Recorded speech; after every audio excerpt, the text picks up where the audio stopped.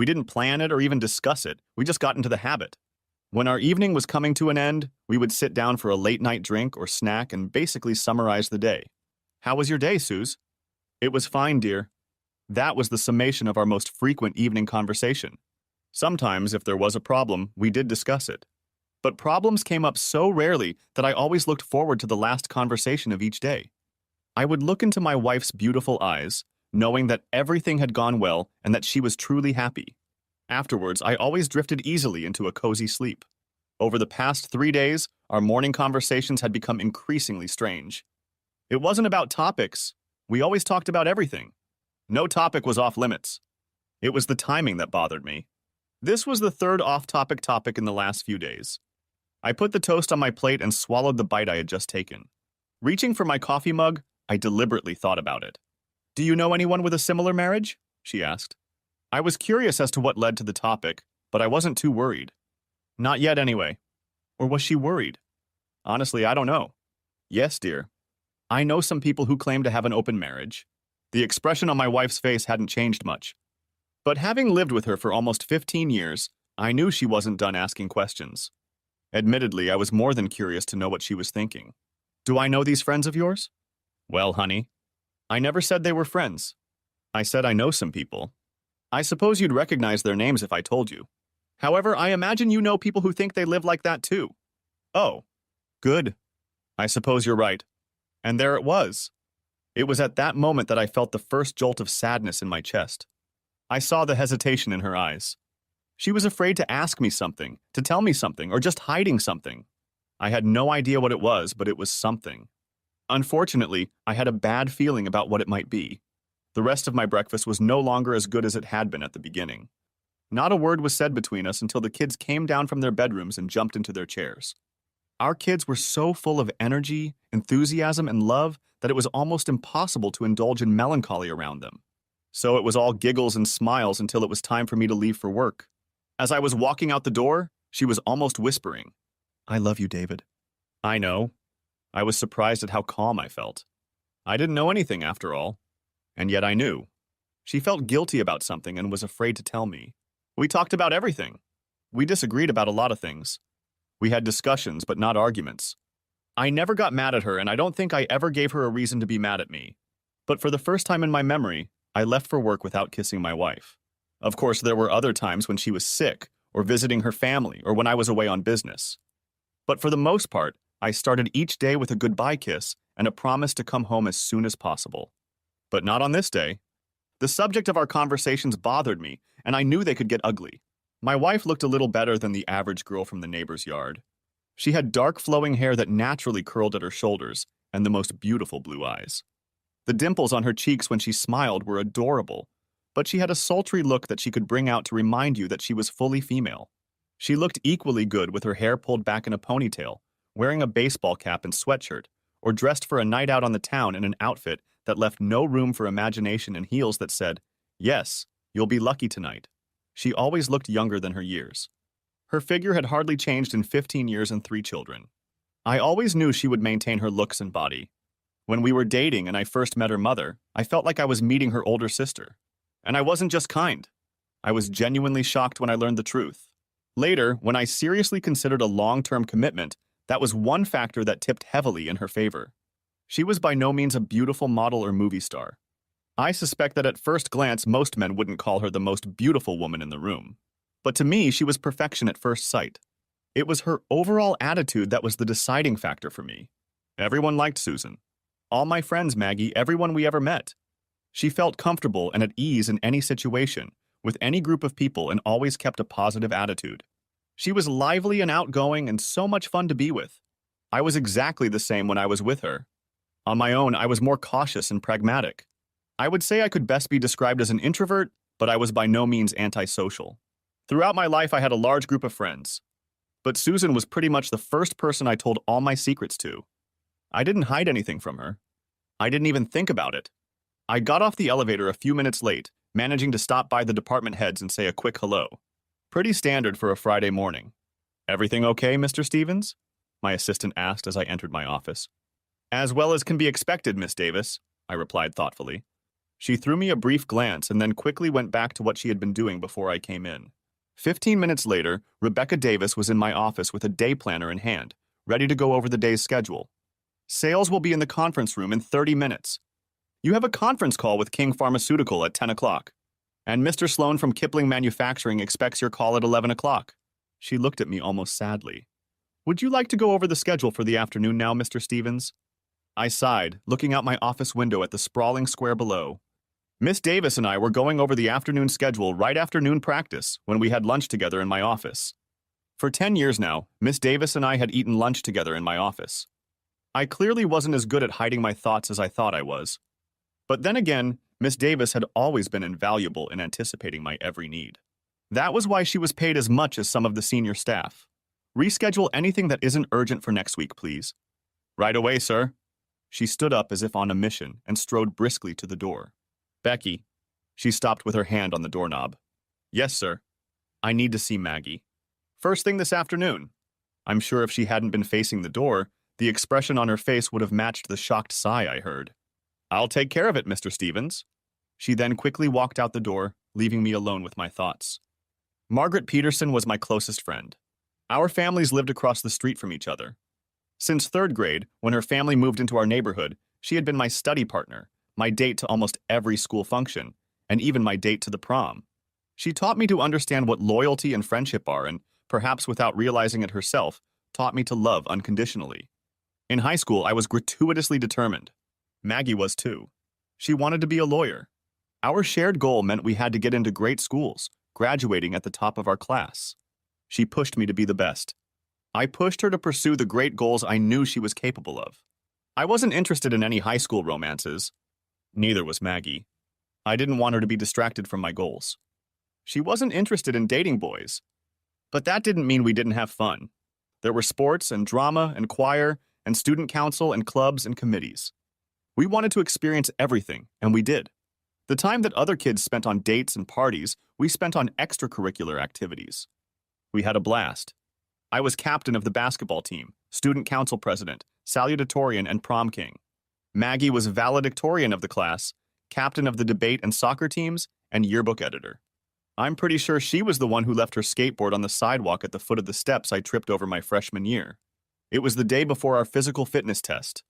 A swollen ankle slowed me down enough that I got a B+ in freshman physical education, which I could have made up for in summer school, but didn't, and I was .02 short of Maggie's perfect 4.0 grade point average. But alas, I was never able to find any tangible evidence that I was right. Maggie never told me she was gay. She didn't have to. But she wasn't interested in guys. I knew that for a fact. We never talked about it or even hinted at it. I just knew, and she knew I knew, and our shared secret made us closer. If it's possible to be closer than just inseparable. I always thought I was her cover to get through high school without ridicule or teasing. It didn't bother me one bit. She was my cover too. I never had to answer ridiculous questions about why I didn't date or if I was gay. No one questioned why I only dated Margaret Peterson, the gorgeous blonde bombshell. And she was too. Gorgeous, I mean. My lifelong friend was the most beautiful girl I'd ever seen. Perfect blonde hair, perfect green eyes.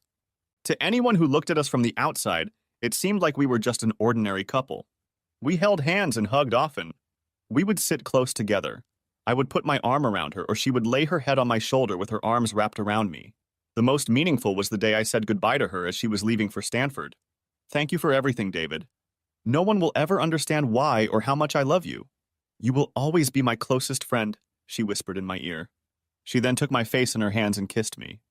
It was 7 years before I saw her again. Before I continue, I hope you don't get the wrong impression. I was not a geek as a kid. Not even close. Sure, I had an awkward boy phase, but it didn't last any longer than usual. No, I graduated high school as a regular hometown hero in the suburbs. By the time I left home, I was 6 feet 4 inches, 210 pounds of lean, handsome build with curly brown hair and brown eyes. I was confident, smart, charming, and ready to tackle the world. My parents were stable, supportive, and successful people who taught me the most important lessons in life. Work hard, be humble, be honest with myself and others, and treat people with respect. It wasn't that I couldn't date in high school. It was that I chose not to date. That probably would have surprised some people, even my dad. Before I left for college, my dad sat me down at the table for one of our man talks. Davy, I'm not sure I'll ever be able to tell you how proud Mom and I are of you. You have become the young man I always hoped you would become. I love you very much. Thanks, Dad. I have one question for you, son. Your mother threatened me with a year on the couch if I didn't have this conversation with you before you went to the next world. So here goes. Are you a virgin? Yes, Dad. I had long since stopped feeling awkward during one of my father's conversations about alcohol, bad habits, and now sex as well. I was never warned what the conversation would be about, although I could usually make an educated guess. I never got in trouble for answering his questions honestly. I quickly realized that he only wanted the best for me and was eager to help me in any way he could. He couldn't help me if he didn't know the truth and never embarrassed me about my answers, even if he didn't like them. He never judged me and always tried to give me solutions to problems that I was comfortable with. It just worked for us. Okay, I'll admit I'm surprised to hear that, even though your mom told me that was the case. Considering how much time you and Margaret spent together, I was pretty sure your answer would be different. For a second, he seemed to hesitate whether to continue. May I ask why? I'm not gay, Dad. It was imperceptible, but there was a very small sigh of relief. Can I ask you a question, Dad? You know you can ask me anything, Davy. Do you consider your mom your equal? David, your mom is far superior to me in almost every way. When you were in high school, did you meet a girl like her? No, David. There was no one in my school who looked like your mother. I honestly didn't think there was anyone so perfect for me until I met her in college. I know what you mean. I've been thinking a lot about what I want my life to be. I look at you and Mom as the gold standard. I want to be as successful and content with my life as you are. I want to share my life with someone as beautiful, smart, and strong as my mom. I honestly thought my father was about to cry. Either he was or he was suddenly imagining things. I've met someone almost perfect for me, Dad. I've never met anyone as close to perfect as Mags. Or as beautiful. I know, Papa, I know. She's a babe, no doubt about it. And she's my best friend. Always has been and always will be. I love her with all my heart, unconditionally and without reservation. But we'll never love each other. I must have missed something, son. You said Margaret was perfect for... Almost perfect, Dad. And our differences would be insurmountable, Dad. Margaret is a lesbian. Boys don't interest her. Oh, Mom and Maggie made me set incredibly high standards. I know they did. But since no girl could meet those standards, intimacy with one of them seemed like a risk to me, involving a lot of unpleasantness, like pregnancy or STDs, with no real benefits. For me, it was too much of a risk for the sake of short-term gratification. I'm not going to save myself up for the one, but I will wait as long as it takes to find someone with potential. Hopefully, I won't have to wait too long. My father broke out into a huge laugh and seemed to regain his equilibrium. Well, I guess your mom was right. You might need my speech, which luckily for you is short. I think it goes without saying for you, but it never hurts to be sure. David, never lie to a young lady just to amuse yourself. I think if you're honest and considerate of a girl's feelings, you'll have the opportunity to have many memorable experiences. If not, I think you'll be very dissatisfied with the results. That goes without saying, Dad. But thank you for thinking of me. Well, I suppose I'd better go and eat some crow. I don't know how your mother knows everything, but eventually I'll learn to stop doubting it. Someday soon, Dad? Probably not anytime soon yet, David. How good is my prenup, Maggie? What are you talking about? About shit. Well, maybe it's crap. And maybe it isn't. But I think it's best if you start looking into it, though. I'm guessing it's been a while since you've looked into it. No, David. I haven't looked. Are you sure? I turned away from the window I was looking out of again to meet her gaze. She was looking straight into my eyes. Do you think, Mags, you can find out what a person is thinking just by looking into their eyes? Well, no. Not everyone. Just you, David. Yeah, I know what you mean. It only works for me with you and Susan. Until this morning, I thought it was one of the coolest things in my life. Now I'm not so sure. Maggie tilted her head slightly to look at him again. Did you start all this because you saw something in her eyes, David? Yes. Okay. College has turned out to be everything I expected, a few things I hoped for, and has taken my life in a completely different direction than I had planned. Maggie and I talked on the phone for at least an hour each week. For important events, I sent her a letter or card. Even at 2,600 miles away, she was my best friend. I loved it on the East Coast and quickly made new friends with different interests. I studied, had fun, and dove headfirst into college life. Yes, Harvard was the right fit for me. On the flip side, I could write an entire series about my adventures at Harvard. My virginity only lasted 2.5 weeks.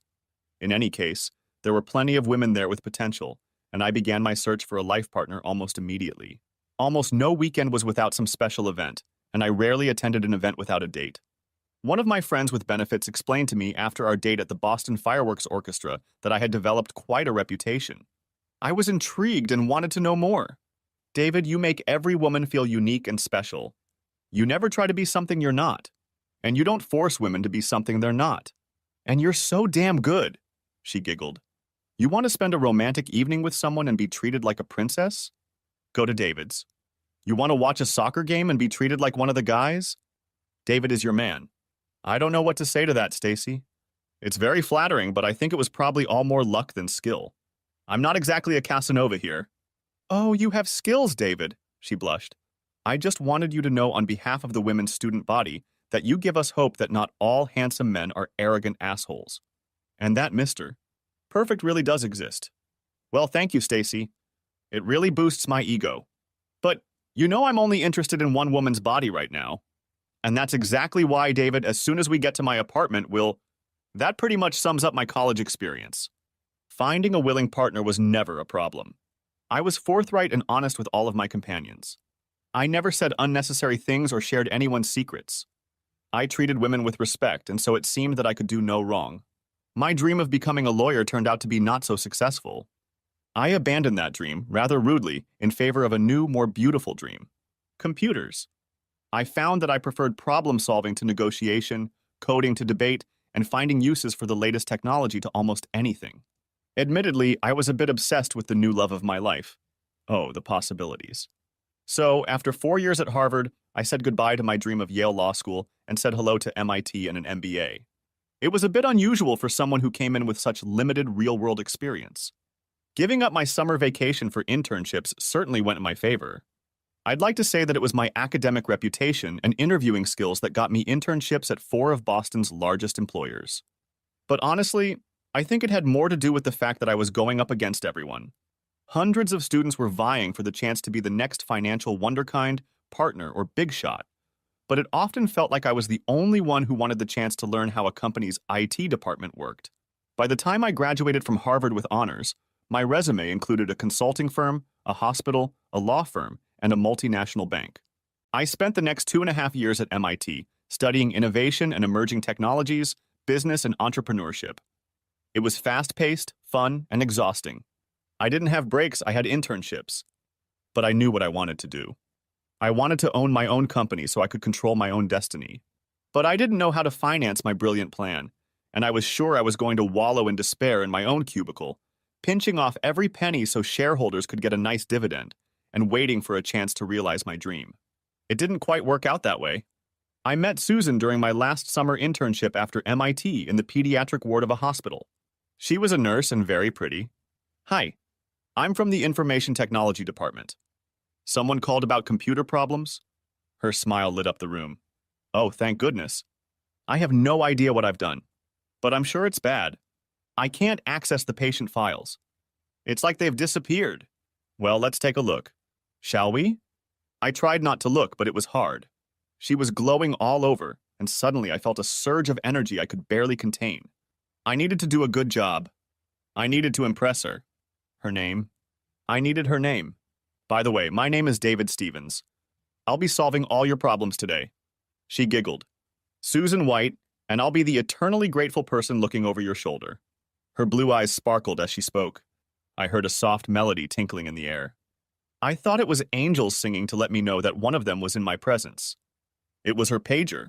Oh, it's for me. Excuse me. I need to check on a patient. I'll be right back. Fortunately, her problem was easy to diagnose.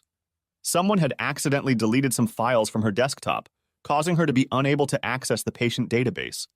I didn't think it was her fault, since the timestamp on the deleted files had been affixed hours earlier. I went to the backup server, restored the missing files, and watched Susan. She was like a vision. She moved around the patient's bed with a reassuring smile. She stopped to take the hand of a little girl before leaving. She took the time to explain her actions to the girl's distraught parents. You could feel the tension in the room ease as she completed her tasks. Then she returned. Sorry about that. Duty calls. What time did your shift start? I'm sorry, what? When did you start working today? About 30 minutes ago. Well then, I'm happy to report that your problem has been fixed and that you were not the cause of the problem. There's that smile again. Wow. I had to remember to breathe. Oh my God, really? She turned to her terminal and started typing. Yes. Oh, you're quite the lifesaver, aren't you? No, Suze. I think that's your job. I just help with the computers. This time, as she slowly turned to me, an appreciative grin appeared on her face. I smiled back. Thanks, David.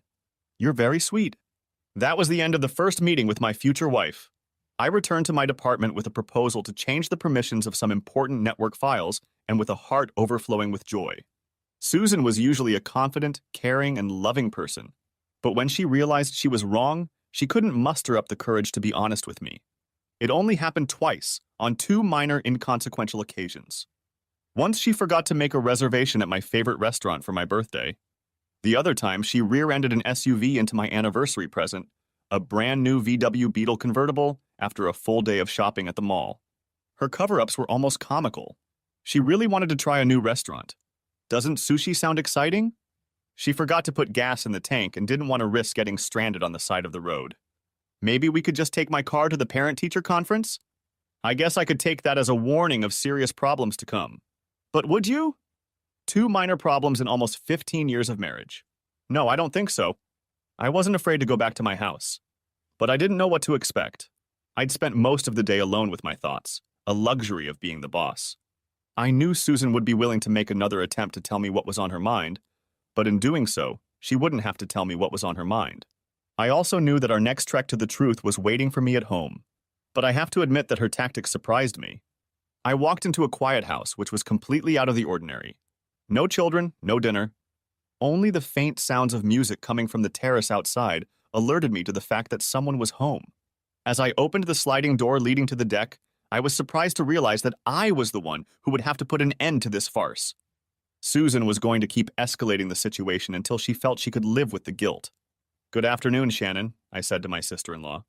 Well, hello, Dave. It's been a while. Well, some parts I've never seen. Come on, Dave. Once you've seen one couple, you've seen them all. Where are the kids, Susan? They're spending the night at my parents' house, David. You see, Shannon and I were feeling a little naughty and definitely didn't want to worry about tan lines. Just a day of fun and sun by the pool for us girls. Yeah, okay, I replied. I tried to look into her eyes, but the mirrored Ray-Ban sunglasses tried their best to obscure my view. This went on long enough. 3 days. Have you ever fantasized about other women? Do you know anyone with an open marriage? I sighed, trying to strengthen my resolve. Susan, do you love him? Shannon nearly jumped out of the chaise lounge. Her mouth was open in shock. What? You're talking about David? Hissed my wife. I knew this was the worst-case scenario. The beautiful, confident woman who had been my wife had been replaced by a slut with quivering lips. Well, Susan, I can see that you're not ready to tell me what's really been bothering you the last 3 days. So I guess I'll have to wait. But I don't want to be misunderstood. Okay? I'd never been so angry or so nauseous before. I wanted to reach up and grab her until all the pain in my gut choked. But I would never do that. I couldn't. Oh, shit, sighed Shannon. Her mouth was still open. David, I... A single solitary tear was now dripping from her cheek. But I didn't care at all.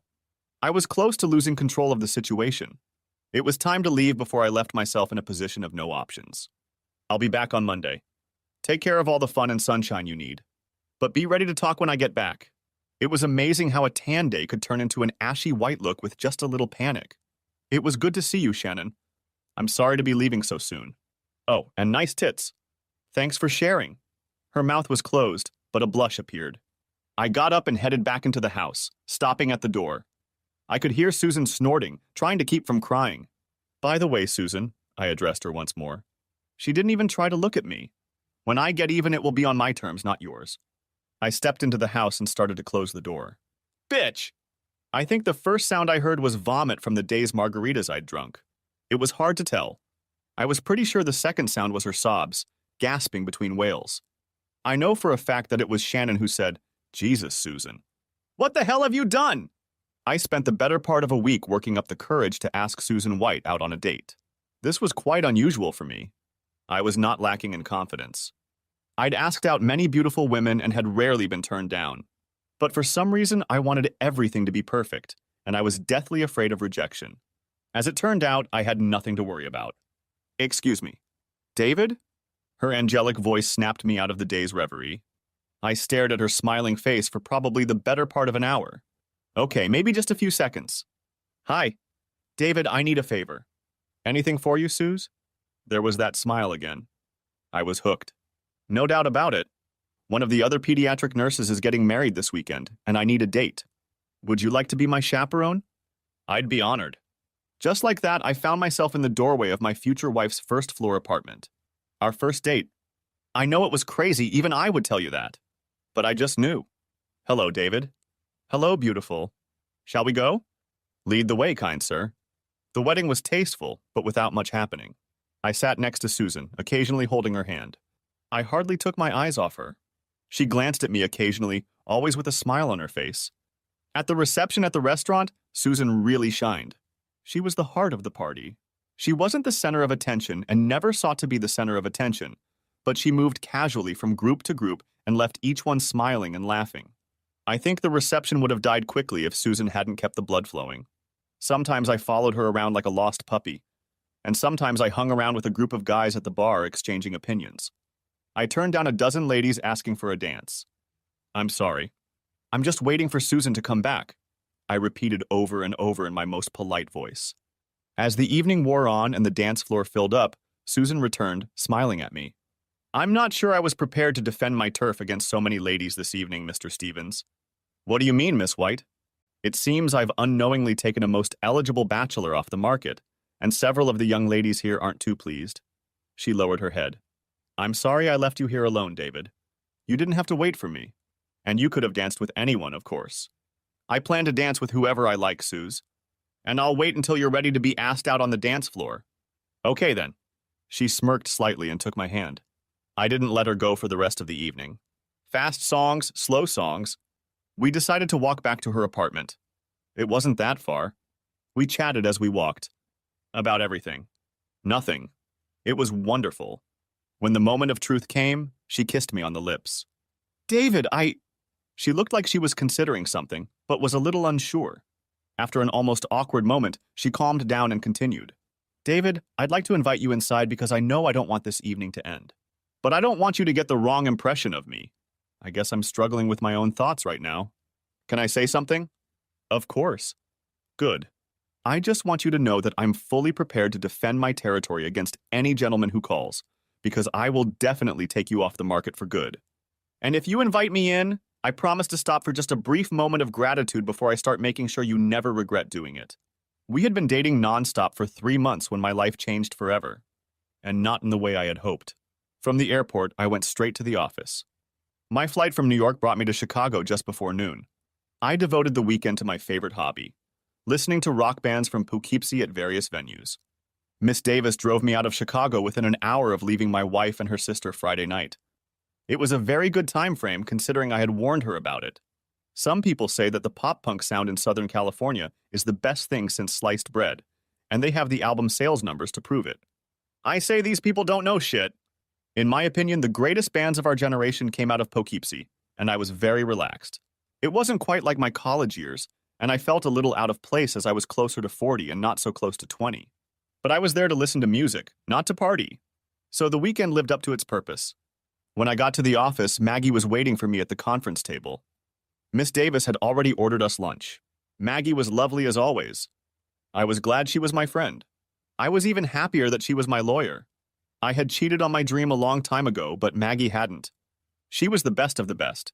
Detailed, dedicated, and ruthless. Her firm handled all of our contracts, and she handled my cases personally. I don't want to be a weekend dad, Maggie. At the very least, I want to share custody of the kids. Straight to the point, eh, David? Well, Mags, you've had almost 72 hours, so I'm sure you know more than I do. Why don't you tell me? She looked at me for a long time before she spoke. It was a very short affair, David. Short enough to satisfy you, Maggie? There must have been something very interesting lying on the table that Maggie needed to study. Finally, she whispered. No, David. I know she's your friend, Maggie. I'm so sorry. Jesus, David. Why the hell do you care about my feelings? Because I love you, Mags. Always have. And I always will. She's such an idiot. She's not getting anything, David. What a stupid bitch. God, listen to me on my soapbox. I'm so sorry. Maggie? Yes, David? Who?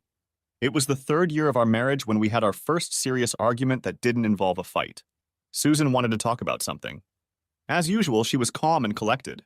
Sitting across the table from me and sipping a glass of wine, she began, "You know I'd never be confused with a supermodel, don't you, David?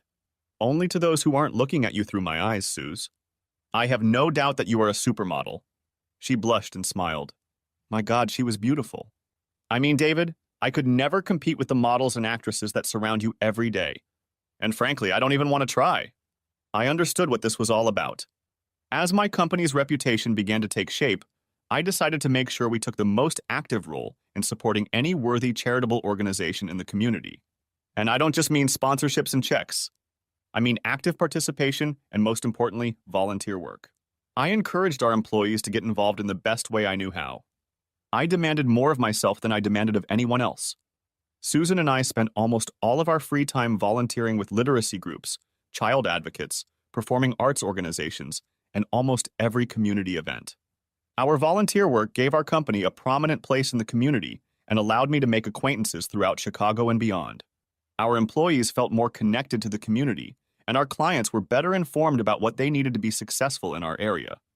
But most importantly for me, I was able to do what I love to do. Spending time with my Susan. I was able to share her with the world and let everyone know how lucky I really am. Every weekend was another opportunity for Susan and I to go on an adventure without leaving her newly hometown. But it had its downsides. The more we were out in the open, the more I got picked on. Even when Susan was around me, which she almost always was. Mostly it was subtle hints, which I'd rejected for most of my adult life. But lately, many of the attempts could best be described as outright propositions. For example, one weekend, a hired model who had just stepped off the stage after presenting a deserving family with a check symbolizing free groceries for a year turned to me. She handed me her business card and said, "I think we would have an incredible night. Give me a call if you'd like to inquire. Your wife can even watch if you want." Then she spun on her heels and walked away. I turned to Susan and laughed, tossing the business card into the trash can. "What do you think she meant, Suze?" Susan smiled, but her giggle reflected the absolute shock that both she and I were feeling. "Oh, I think you know, dear." "Well, I'm only a man, Suz. So forgive me if sometimes I have to ask for help when these things need clarification." I put my arm around her shoulders and pulled her against me as we walked to the parking lot. I held her hand all the way home. "There's no rivalry, honey. There never will be. Everything I am is yours. Forever. David, I don't want to whine, but you should know how handsome you are. Jesus, Dave. You attract girls like hell. And damn it, I'm me. Don't you ever feel like you've settled down?" "No, honey." The thought never crossed my mind. "David, I know I'm being a bitch, but make me understand. Make me believe you. Please." "It would be my pleasure, sweetheart. Suze, I've been looking for you for years. From the minute I left home after school until the day I met you, I was on a mission. To find the person who would make me as happy as my mom was to my dad. It was one of the last things he and I seriously talked about, right after he was about to ask me if I was gay. I had to chuckle at that memory. I wanted a woman who would be my partner. Someone smart, funny, and beautiful. I wanted a woman who would make me become a better person. And I stopped looking the day I met you. From the very first moment I saw you, I knew you were the one. No one before you I've ever felt this way about, and certainly no one since I met you. Suze, you're perfect for me. I adore absolutely everything about you." I paused briefly to gently kiss the back of her hand. "I know it must be a little uncomfortable for you to see the way some women act around me. And I'm not going to belittle you and say I don't get proposed to every day, because I do. But it might be helpful for you to know what I think about every day. I'd really like to know, David. Every day I wake up and look over to make sure you're still by my side. And when I see your face for the first time in my life, I say a prayer, thanking God for bringing you into my life and asking Him to guide me to make each day of your life better than the last. And then I go out into the real world, following my most important and only ironclad rule, to be totally committed to you. Every action I take, every decision I make must meet one simple threshold. Would Susan be proud of me? I'm no saint, Suze, and certainly not a monk. I appreciate beautiful women as much as any other bastard. But I know one thing. I've never liked any woman the way I like you. As my father used to say, I guess it goes without saying for you, but it never hurts to be sure. Suze, I can make you this promise on my parents' graves. I will never cheat on you or do anything to embarrass you or make you ashamed of me. Never. And someday, when you give me children, I promise to treat them with the same love, devotion, and respect that I have for you. It's the only way to live that I know, Suze. That goes without saying, David. Her eyes were burning now. I had been watching them throughout my little speech. Her sparkling blue eyes changed from concerned, touched, loving to fiery, a sure sign that I was about to get lucky. Such fire in her eyes I'd never seen before, but I liked it. I'm not sure if it happened that very first time or if our first child was conceived one of a dozen other times. Maggie was the one who called me. She was in her first year of practice in Chicago. David, you need to come home. I miss you too, Maggie, but I wasn't planning on coming home until Christmas. It's been almost 7 years, Mags. It'll be a few more months. It's today, David. You have to come home. Today.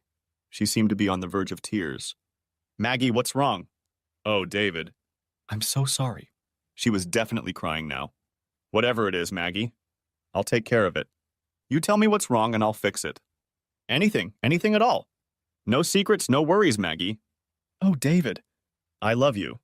Very much. But that's not my problem, honey. She was silent for a long moment. David, your mom and dad died in a car accident last night. What?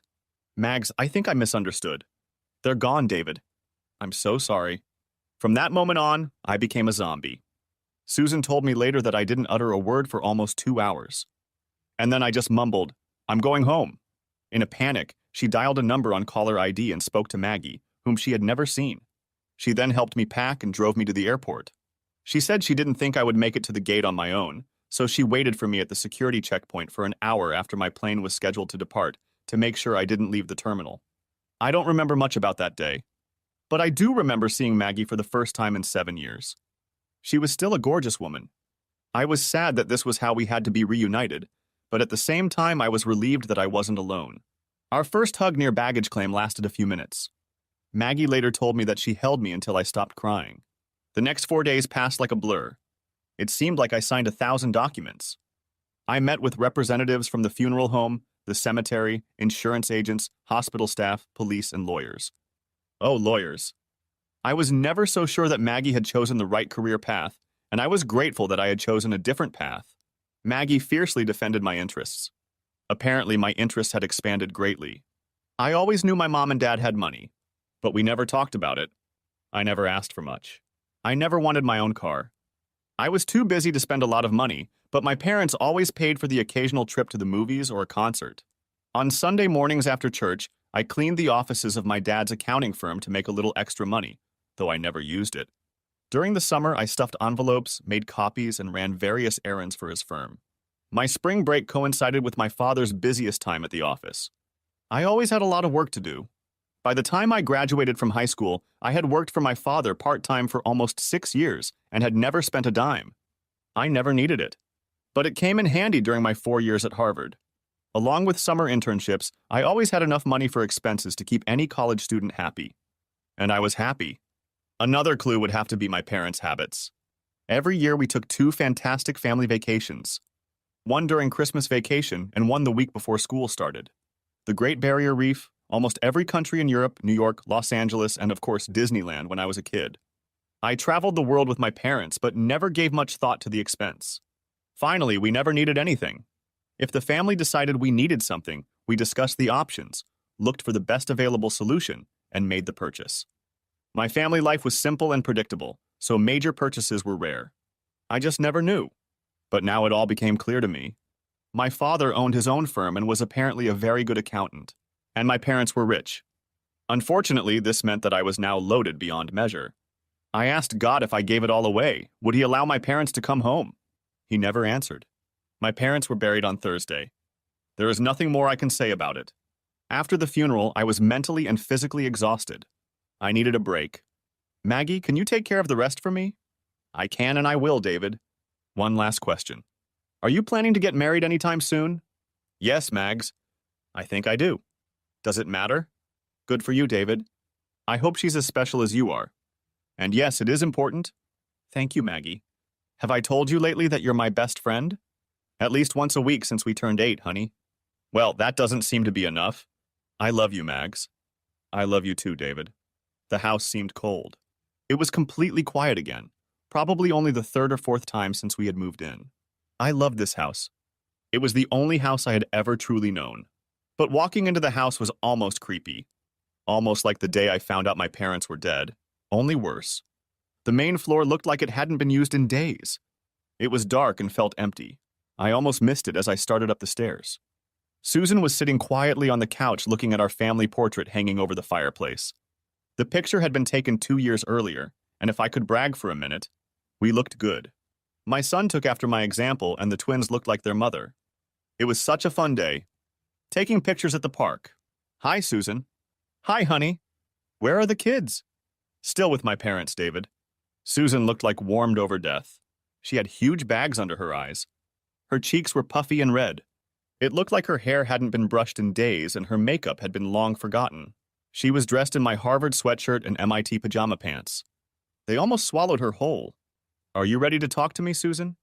I think so. Good then. You have one chance, Susan. I really do. All of it. No secrets. No excuses. I know, David. I have no excuses anyway. David, I cheated on you. It seemed to be unemotional to her. She barely moved.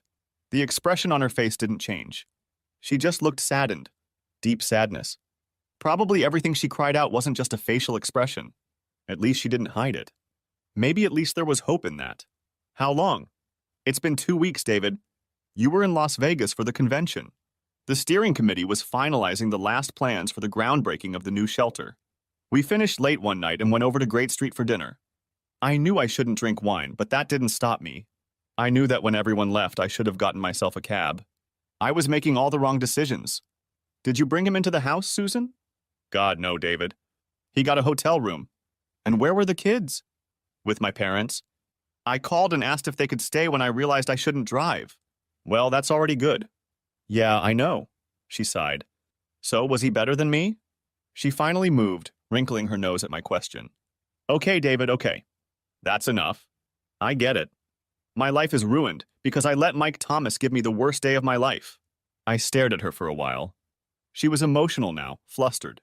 Even beautiful now that the colors had returned to her face. But I had my own answer. Perhaps she deserved another chance. Is that it, Susan? Yes, David. I'm sorry. Perhaps there was no hope. Okay, Susan. Okay? Yeah, fine. Nothing left but the details. David, I'm so sorry. It will never happen again. I'll do anything to make it up to you. She was beginning to ramble. Don't worry about it. Wait, what? I said don't worry about it, Susan. I'll stay away from the house for the rest of the week. I'll let the kids know where I am if they need anything. I'll be back on Saturday. I got up to look at the portrait again and smiled. This was such a good day. Oh, David. That's wonderful, honey.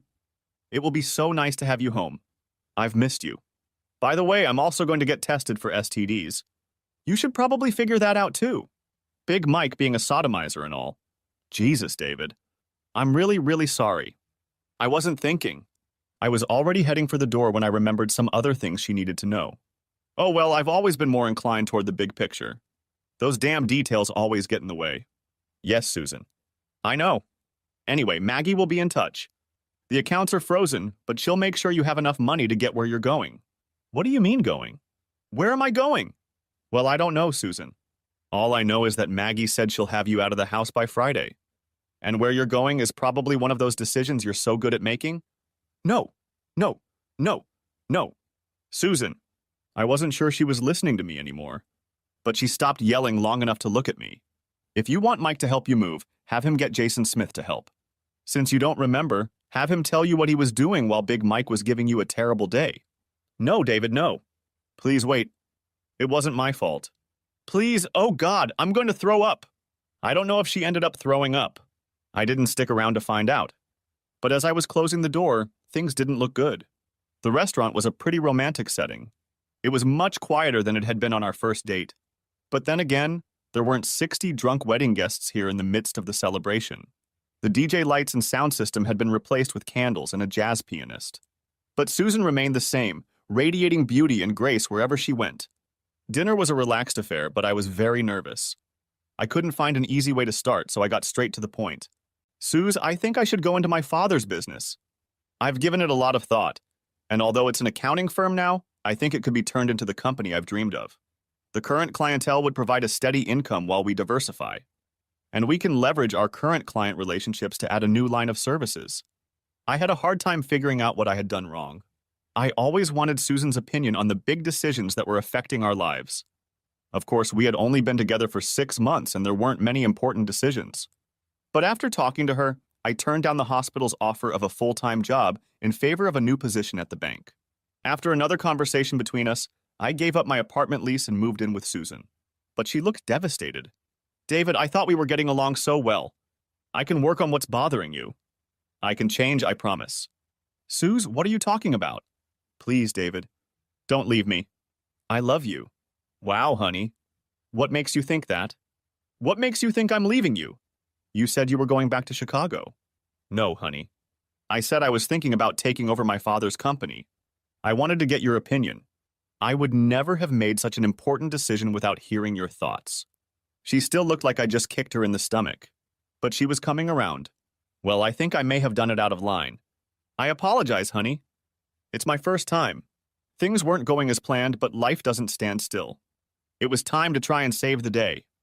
I waved at the maitre d', and he signaled the pianist to change the song.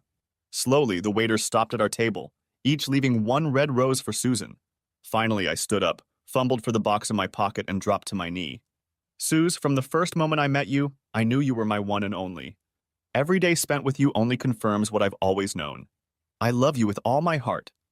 I will be a good husband to you, Suze, and show you in every way possible how special you are to me. Susan, will you marry me? The look that made my stomach ache was replaced by shock. I started to wonder if I'd made a giant mistake, but the flash of the camera saved me.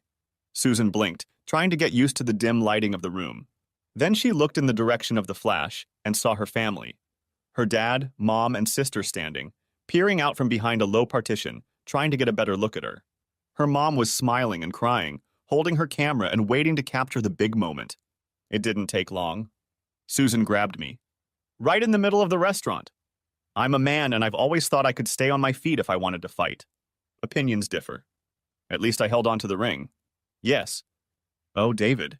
Yes. Yes, my love. My pride would be restored. I had my Susan. Hi, Susan. Hi, Shannon. It's good to see you again. I'm so sorry it happened under these circumstances. May I come in? Please. Come in. Come in, the sister said as she let Maggie through the door. May I have a moment alone with Susan, please? Of course, of course.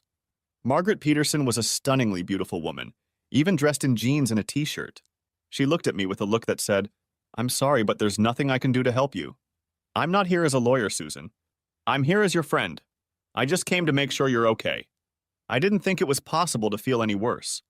But I was beginning to realize that there were actually worse things than being a piece of shit. I betrayed her best friend, and she came to my sister's house to make sure I was going to be okay. It was so much like her. I'm not sure if she adopted that trait from David or if he adopted it from her. More likely they learned it from each other. It was one of many traits they had in common. My friends told me at first that I should be careful with Maggie, that she would eventually try to steal my David. But it's hard to be jealous of someone who always has your best interests at heart. Whenever I needed a friend, Maggie was always at my side, ready to stand up for the world. This case was no exception, but there was no way to fix it. He doesn't love me anymore. Oh, Susan. Of course he loves you. He loved you with everything he has from the first moment you met. You can't just turn that off. Well, he'll never forgive me. Not after what I did. Oh, silly woman. Of course he'll forgive you. I'm pretty sure he's already forgiven. I'm just as sure of his forgiveness as I am that you didn't tell him everything. I had to smile. She knew him better than anyone. And she knew me too. He would forgive me. She was right. Susan, he will forgive you. But he'll never forget. I know, Maggie. I know. She hugged me while I cried. Long, into the night, without judgment. It's going to get better, honey. It's going to be okay. My first introduction to feminine wiles came shortly after the proposal. Apparently, behind the scenes, they started planning a wedding about 2 months into our relationship. Susan, her mom, sister, and a few friends had been given secret missions and had been in attack mode for quite some time. Less than 2 months after my proposal, the time had come. Maggie came to Boston the week before the wedding to handle all the details surrounding my parents' business and our new life in Chicago. I can honestly say that I had no idea what I was signing. I can also say that I trusted Maggie with my life, so I didn't care. All I cared about was that my arm hurt when we were done. Maggie and Susan spent a whole day together just 2 days before our wedding. They both said it was time for my future wife and my best friend to get to know each other better. Their day of bonding was very secretive. But at the end of the day, when they got back to the apartment, Susan just kissed me on the lips, picked up her overnight bag and said, "I love you, David. When you see me in 2 days, know that I'll be yours forever." She then left for her parents' house. My stag night consisted of Maggie and I attending a Celtic game at the garden and spending a short night in the pub enjoying the win. Maggie didn't go into detail with me about her day with Susan. She said she explained our financial situation and the prenup, which came as a surprise to me. I guess I had told her to take care of everything, which left her with quite a bit of leeway. Susan signed the necessary papers, and then they spent the day learning all they could about each other. Maggie said there were no secrets, but she didn't feel much like talking about it. By all accounts, the wedding was tasteful and fun. I'm not the person to discuss details with. I spent the day exchanging enthusiastic smiles with Maggie and looking at my beautiful wife. No one seemed bothered when Maggie stood next to me during the ceremony, or when it was time to give the best man speech. She had a lot of material to work with, but I wasn't too embarrassed by it. When she was done, the room got deathly quiet and emotional. She promised that, having known me and my family for most of my life, my parents would wholeheartedly support our marriage and love Susan. David and I have never had a fight. Not one in 15 years of marriage. People might think that's unhealthy, but it isn't. We had many disagreements, and David never shied away from discussing them. Often he felt that we had to agree on some issue in order to move forward as a couple. So we defended our position by stating all the facts as we saw them, and we kept talking until someone was left with an advantage. Sometimes it took months. But there were never harsh words, and he never raised his voice. David accepted my position as often as I accepted his. He was never one-sided. Sometimes David would say that people could have more than one option for solving a problem, even if he favored one option over another. In those cases, he would ask me questions and let me explain my reasoning. He would offer advice, but once he thought he understood my position, he was done. And he just lived with it. And in those moments when I realized much later that he was right, he wouldn't say a word. He would just hug me and tell me how much he loved me. He was quick to remind me that in the office he was the boss, and people had to do what he said. But at home, he was my partner, and we had to find solutions that worked for us, not him. It was very nice, but total bullshit. Rebecca Davis and I met for lunch every time David left on business. He had lunch with her every day he was home, and she was my office spy. She kept me informed of any problems in the office, or if David wasn't behaving normally. David knew she was giving me all the details, but he didn't care. "I don't have any secrets from you, Suze. Perhaps you should acquire a network of spies. I'm getting rather forgetful in my old age." One day at lunch, Becky told me about how David had made the department heads present any proposed changes at a senior staff meeting, saying that way everyone would have an equal opportunity to ask questions and identify possible problems. But when he noticed that one of his top programmers wasn't proposing any changes, he did some reconnaissance. When he realized that this person was painfully shy and afraid of public speaking, he told him that he should give the presentation from his office via conference call so that all of his materials would be available at any time. David said that bringing everything into the conference room would be too much of a hassle. After the man gave his first successful presentation from the comfort of his office, David gave him a raise. Yes, my David was a hard ass. There was only one area in which David was completely unwilling to compromise: his total devotion to me and our family. I often told him that he didn't have to come to every concert or game and that he didn't have to be home for every dinner when he wasn't on a business trip. If staying late at work every now and then meant that he didn't have to work late or get up before the sun in his home office, or if it just meant that he had free time, we could do without it. He strongly disagreed. "Suze, you and the kids are my #1 priority. How will the kids realize they are the most important thing in my life if I'm not there to show them that? No. Work will have to take a back seat. And if I can't find a way to be with my family and work, then I'll quit, sell the business, and become a stay-at-home dad. But if that happens, you might want to cook meals. We don't want my being around to be a punishment." He was trying to make a joke. It was very endearing. "Suze, the most enjoyable thing for me is spending time with you and the kids. Please don't ask me to give that up." I suppose romance novel covers and ads with men work because most women fantasize about spending a stolen moment with the man of their dreams. But I woke up with that dream man every day and went to bed with him every night. My David made all those guys look like cowards. You see, my David is a boor, a real man. Soccer moms, college girls, models, movie stars. They all wanted a piece of my man, and who could blame them? But David just laughed it off. He just blew women away left and right, breaking hearts on a daily basis. He showed off his wedding ring like it had superpowers. And yet I worried about him. Not often, but enough. I hated traveling for business. When the kids were little, we could travel as a family. It was like little mini vacations throughout the year. I tried to start my day as early as possible, briefing before meetings at breakfast, scheduling presentations and meetings before noon, and moving client dinners to lunches. Susan spent her mornings with the kids at the hotel, swimming or watching movies. I tried my best to be home early in the morning. Then we would head out to explore the host city for the rest of the day. Things didn't always go according to plan. Sometimes the meetings dragged on, sometimes there were more serious problems. But mostly it was a great way to be together as a family. When Michael started school, our family mini vacations were limited to summers and vacations. As the kids got older and had their own interests and activities, mini vacations became a cherished memory. I found a compromise. Shorter trips, longer days, stacking meetings and clients one after the other. It meant my staff would have to work harder, longer, and prepare to meet with multiple clients at the same time. But when I explained the reasons, they seemed to understand, and those who had families of their own appreciated the compacted schedule. Booking travel and appointments became a logistical nightmare, but Miss Davis was my savior. I followed the itinerary she always drew up for me, down to the last detail, and I rarely had a problem. She kept track of flight schedules, weather and traffic, made any necessary changes to the dual itinerary, and 99% of the time I ended up wherever I needed to be, and most importantly, home, on time. When webcams became available on most laptops, we made them part of our standard configuration, and I started having in-room dining more often. When the webcam was on at home and mine was in the hotel room, it worked out that I spent evenings at home. We could do homework, play games, and have dinner together. It almost made traveling alone bearable. Best of all, I could pour myself a drink, chat with Susan, and wait for my favorite words. "How was your day, Suze?" "It was fine, dear." "Dave, please forgive her and let her come home." Admittedly, I wasn't surprised that all of Susan's family and friends were putting full pressure on me. "You're a good sister, Shannon. Susan would be so grateful if she knew you were here protecting her." "What would it take, Dave?" "She'll do anything you ask." "I know she will." "I'm sure she will, Shannon.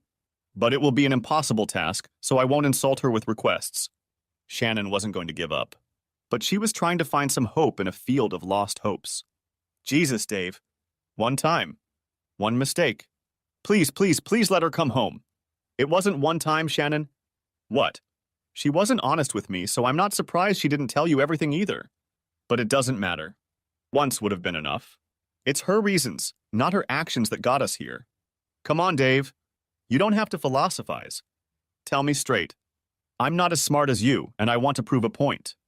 So be a gentleman and keep it on my level."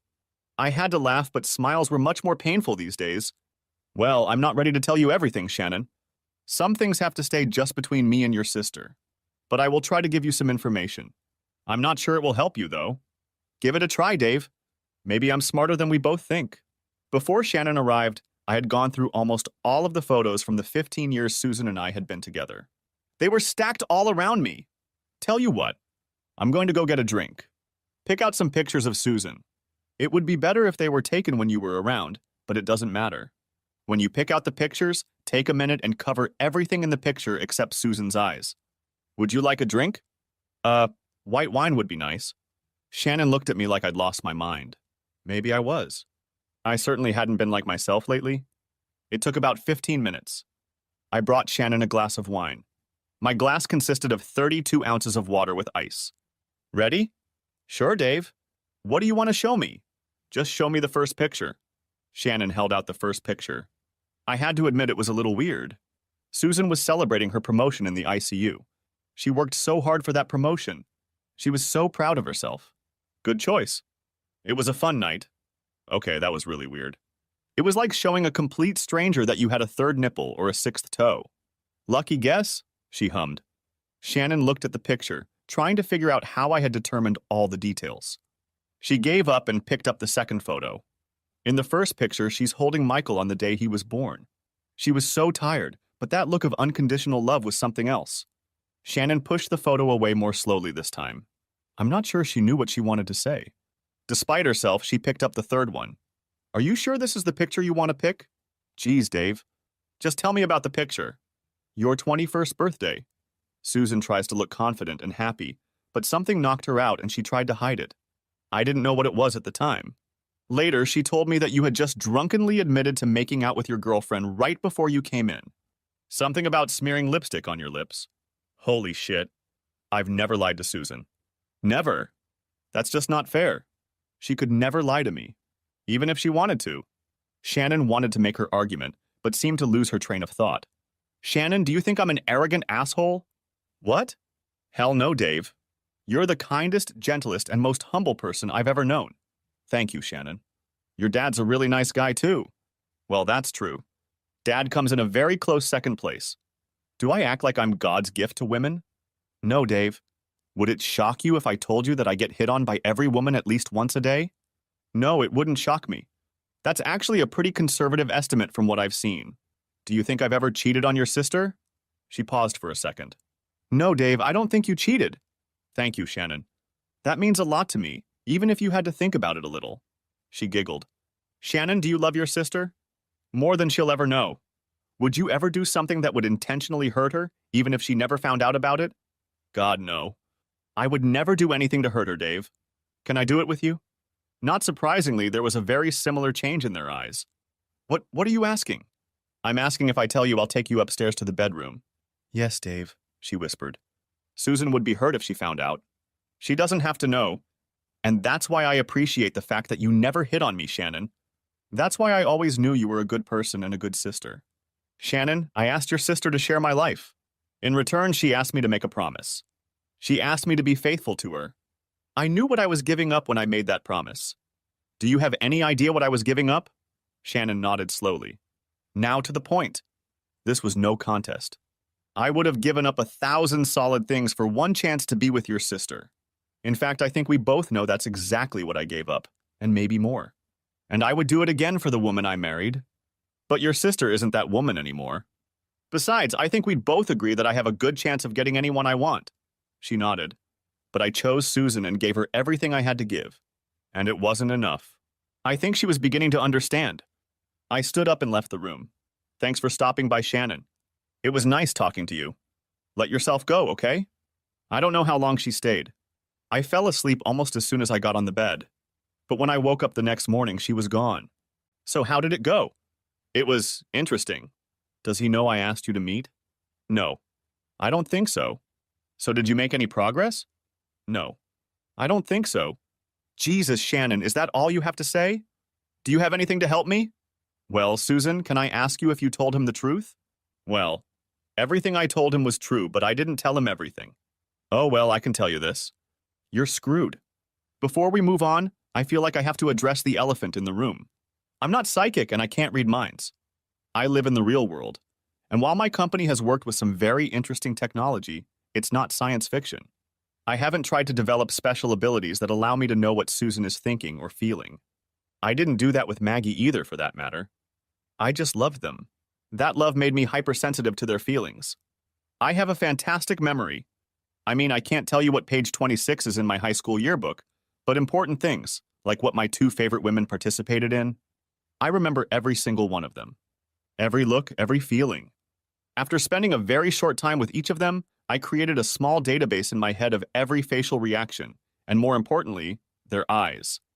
Hell, I always looked into their eyes when they were around me. So memorizing an event, their reaction to it, and the expression in their eyes was easy.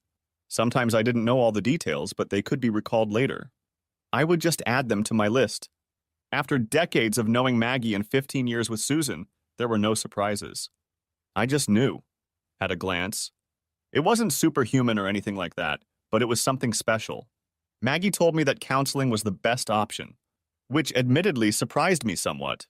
During our first meeting with Susan and her attorney, I thought Maggie was adamantly opposed to counseling. She made several valid arguments for why I shouldn't go along with it. She said I would win nothing and lose everything. Emotions have no place in the practice of law, David. Emotional decisions are almost always bad decisions. Susan is distraught. She wants you back. Her lawyer is trying to give her client what she wants, not what she needs. We have no proof, David. No video, no photos, no receipts. Only very good guesses based on hearsay. I saw it in her eyes won't hold up in court. If we're going to enforce the infidelity clause in your prenup, we need proof. During your counseling sessions, Susan is going to provide us with that evidence. And since medical records, including marriage counseling records, can easily be sealed by the court, Susan will be protected.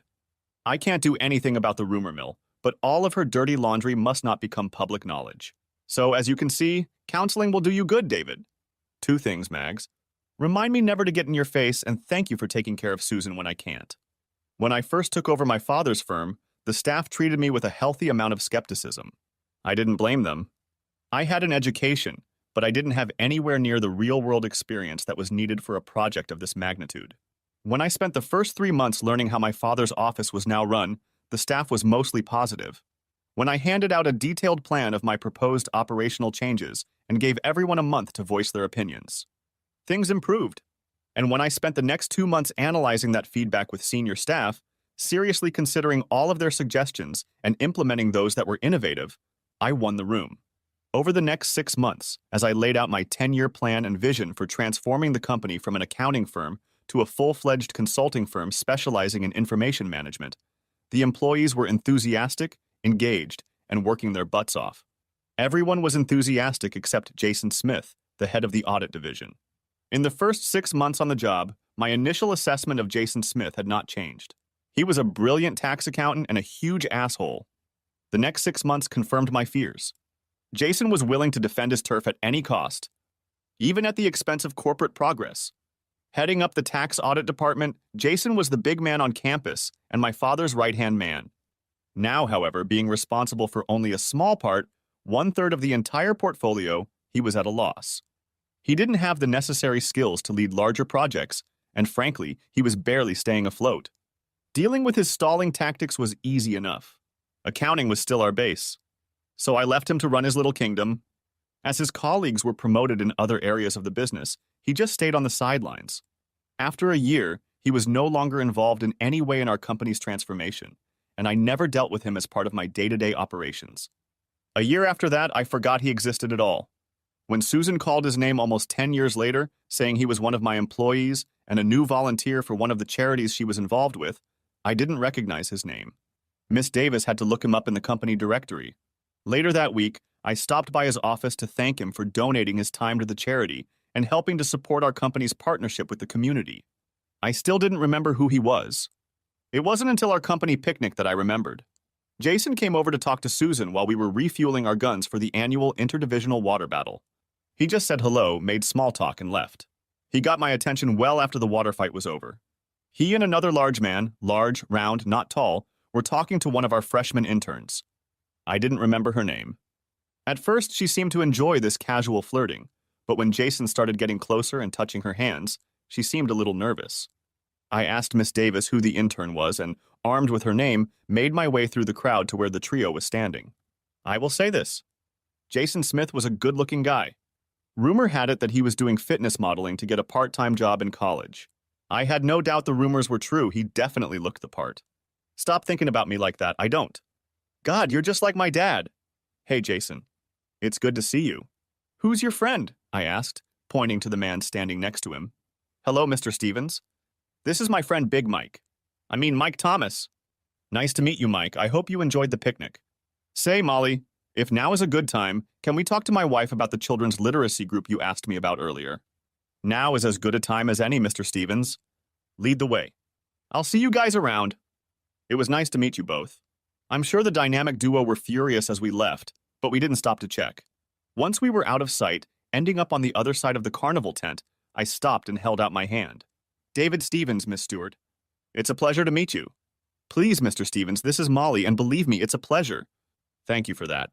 No problem, Molly. Do you have a way home? Yes, sir, I do. But if it's not too much trouble, I'd like to talk to your wife about this literacy program. I know that volunteering is high on the company's list of priorities. Well, I'm sure she's around here somewhere. Molly and Susan chatted for the rest of the afternoon as I said goodbye to them. On the way home, Susan seemed a little annoyed. Molly is a very nice woman, but a bit young for you, don't you think? Well, you know me, I always want something new. She didn't laugh. Anyway, I just got her out of an uncomfortable situation. Speaking of which, do you work closely with Jason Smith on any of your charities? I run into him from time to time, but we don't work together that often. Why do you ask? I just have a bad feeling about this guy, Suze. Nothing concrete. Oh, David, that's a little too much paranoia, don't you think? Maybe. She seemed to want to say something else. Honestly, I have no idea what she would have actually said. But in retrospect, I thought that was the moment our marriage was doomed. Did she want to pop the question to me? Did she need reassurance? I love my life, but sometimes I wish she would have told me everything on her mind. But she left it at that, and I'll never know. Amanda Skinner was an interesting woman. She looked like she could have been at home in the woods somewhere, squatting quietly for days on end, hoping to peek at the mating habits of squirrels. But she had a doctorate in psychology and was a certified marriage and family therapist with 20 years of experience. According to Maggie, she was the best. As much as I appreciated Maggie's legal maneuvers, I also understood that she really wanted the counseling to work. She wanted me along with Susan. I didn't understand her thinking, mostly because we'd never talked about it, but I knew it was true. After the formal introductions, Mandy, that's what she insisted we be called, took a seat in an armchair directly across from the coffee table and across from the large, comfortable couch where Susan and I were sitting. The atmosphere here was very homey, almost like having a cup of coffee at a friend's house. Not at all like counseling. Okay, let's start by identifying the differences in our expectations. What do you hope to get out of our time together? Susan, you first. Well, I want to be able to get back to my husband. I want him to find it in his heart to forgive me and let me come home. And I want him to stop the divorce. Very good, Susan. David? I want Susan to feel that she's been given every opportunity to change my mind so that she doesn't feel like she's left something in the locker room. I want her to get to the point where she can accept what's going to happen. And I want to move on with my life. Interesting choice, David. Okay, what do each of you consider to be the biggest problem in your marriage? Susan? I cheated on David. It's all my fault. Susan sounded like she was about to cry, but somehow it didn't bother me. Okay. David? Honesty. Okay. Thank you. I see no reason why we shouldn't see what progress we can make by meeting together. It may be necessary to meet with you separately at some point, but I think that for now, joint sessions will do just fine. Can we meet every week at this time? That time suits me just fine, Mandy, Susan stated. Whatever you say, Doc. I had already formed my opinion of Dr. Skinner. She wasn't going to listen to me. She was looking at Susan intently, but she seemed to already know everything she needed to know about me. Since my presence was not necessary, I thought that imposing courtesies for voluntary counseling was too much. I prefer Mandy or Dr. Skinner if necessary, David. Of course, Doc. I'll see you next week. With those words, I walked out the door. To my face, everyone was telling me that I was handling the situation so well. Behind my back, they were saying that I was moving forward so fast that I must have a little business on the side. The truth is, no matter how hard you try, you can't control the rumor mill. But like so many other evenings lately, I was going home to cry. I knew it, and I'm not at all ashamed to share it with you. Being in the same room with Susan was very hard, mostly because I wanted to hug her and take her home with me. A little bit because I wanted to kill her and hide her body. I might have lost my mind if I didn't have kids. They were very upset, but as I comforted them, I remembered all the good things about Susan. Why can't Mommy come home, Daddy? She loves you so much, Daddy. She's always crying. Ever heard the phrase, wrap it around your little finger? In my case, it's 2 little fingers. Fingers attached to my beautiful twin daughters. Twins who were strikingly similar to the woman who owned my heart. What did she do, Daddy? That was it. My boy. Straight to the point. Well, he's his father's son. That young man will stay between me and your mother. It had to be something bad, Dad. Luke Finch said his father told him his mother was a crazy bitch when she moved out of his house. We know how to spell bitch, Mikey. We're not stupid, I heard in the stereo. It always amazed me how synchronized they were. We've had enough of the language, guys.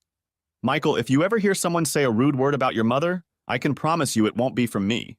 And they better not say it if I'm within earshot. Guys, I know this is hard for you to understand. But sometimes moms and dads find out they can't live together anymore.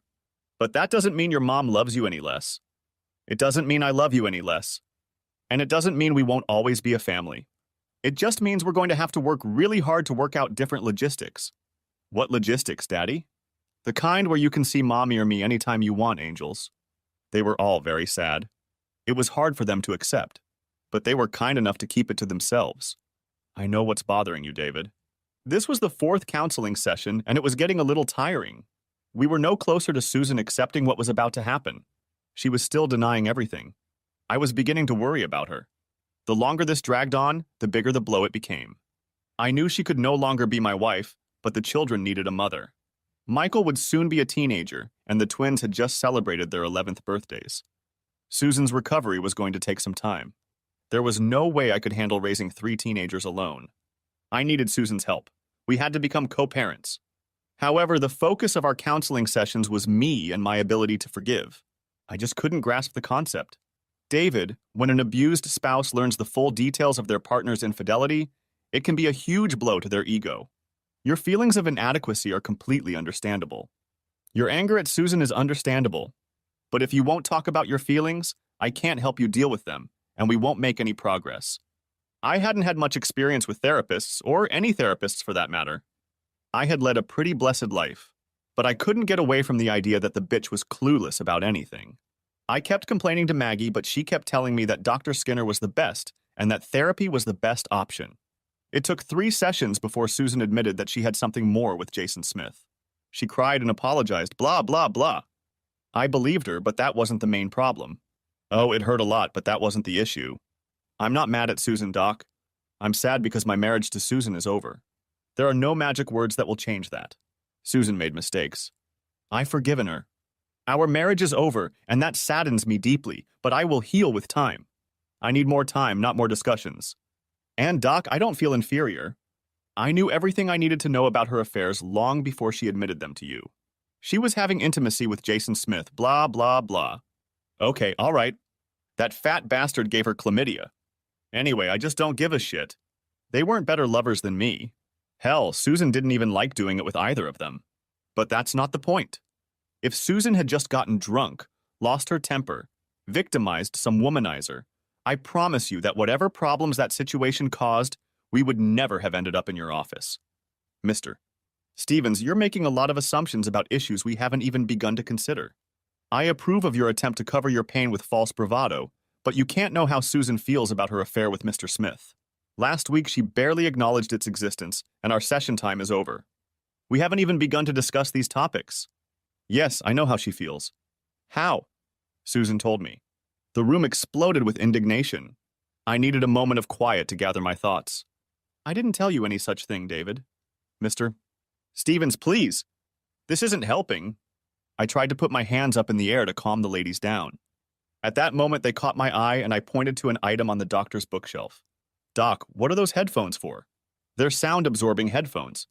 I use them to work with children who have behavioral problems. I use them to better assess the child's response to visual stimuli. Excellent. Doc, can we agree that we're not making any progress? We're not making progress, Mr. Stevens. That's for sure. Okay, fine. I'll offer you a deal. For the next 10 minutes, we do therapy my way. Then I'll have 5 minutes to explain my actions. After that, I'll do whatever you say. Answer any questions you have for however many sessions it takes. Deal? That's a very unusual request. But I don't see anything wrong with breaking this logjam any way we can. Fine. For the next 10 minutes, you may speak to Susan on any topic you wish. I will monitor your discussion and use headphones so I can't hear what you're talking about. All I ask is that you keep your pen up when you change the subject. That will help me keep track of what's going on. And Susan, if you could keep your mouth hidden behind the magazine when you speak, that would be helpful. I don't want to be accused of reading lips. Okay, let's get started. And I began to observe, for 10 minutes in silence. And I was sad. This was the end. At the end of 10 minutes, I got a condescending look from Dr. Skinner and a confused look from my soon-to-be ex-wife. You have the floor, Mr. Stevens. Okay, the first subject is me. She loves me. She's happy in our marriage. She wants to stay married. The second theme is the children. Unconditional love for Michael and the twins. A mother's love is amazing, don't you think? The third theme, I have no idea, but whatever it was, she told you the truth. By the way, what was it? I asked her who she thought would win the presidential election. I see. We don't talk politics much. It's not very interesting. Anyway, she said there's no way the American voters would elect a corrupt ex-Chicago city manager as president. Unfortunately, I said she told you the truth. Not that she was right. God help us all. To say both women were shocked is an understatement. Perhaps outright disbelief? Stunned silence for sure.